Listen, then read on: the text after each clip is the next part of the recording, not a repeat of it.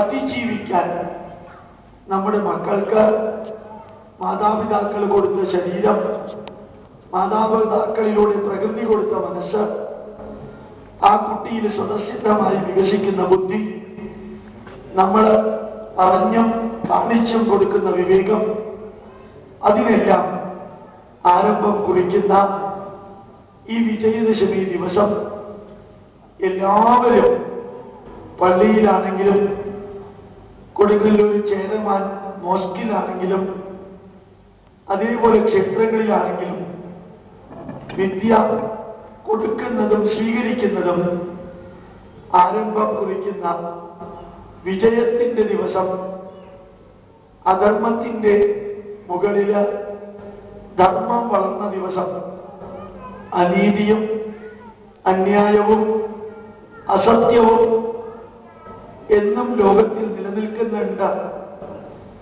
പക്ഷെ അവർ ഉണ്ടാകുമ്പോൾ തന്നെ അവർക്ക് അതീതമായ ഒരു ശക്തിയും അവയെ ഇല്ലാതെയാക്കാൻ എന്നും എന്നും പ്രകൃതി കനിഞ്ഞ് അനുഗ്രഹിച്ചിട്ടുണ്ട്. ഒരു കംസൻ വന്നതുകൊണ്ടാണ് ശ്രീകൃഷ്ണന് വരേണ്ടി വന്നത്. ഒരു രാവണൻ വന്നതുകൊണ്ടാണ് ശ്രീരാമന് വരേണ്ടി വന്നത്. അതുകൊണ്ട് ശാശ്വത നന്മകൾ എന്നും ഓർമ്മയിലുണ്ടാവും. തിന്മകളെല്ലാം സ്മരണയിൽ നിന്ന് മാറുന്ന ഒരു ദിവസം കൂടിയാണിത്.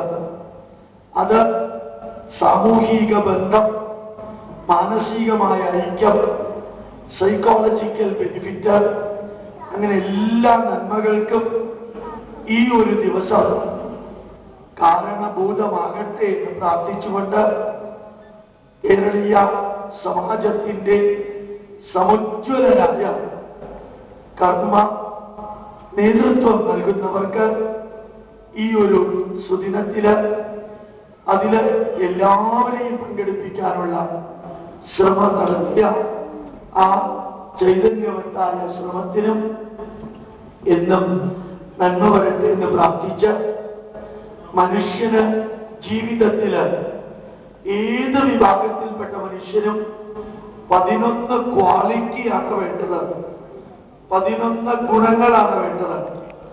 ആ ഗുണങ്ങള് എണ്ണി 11 കണ്ണടച്ച് നമ്മളെല്ലാവരും ഒരു 30 സെക്കൻഡ് ഒരു മന്ത്രത്തിലൂടെ ആവർത്തിക്കാം.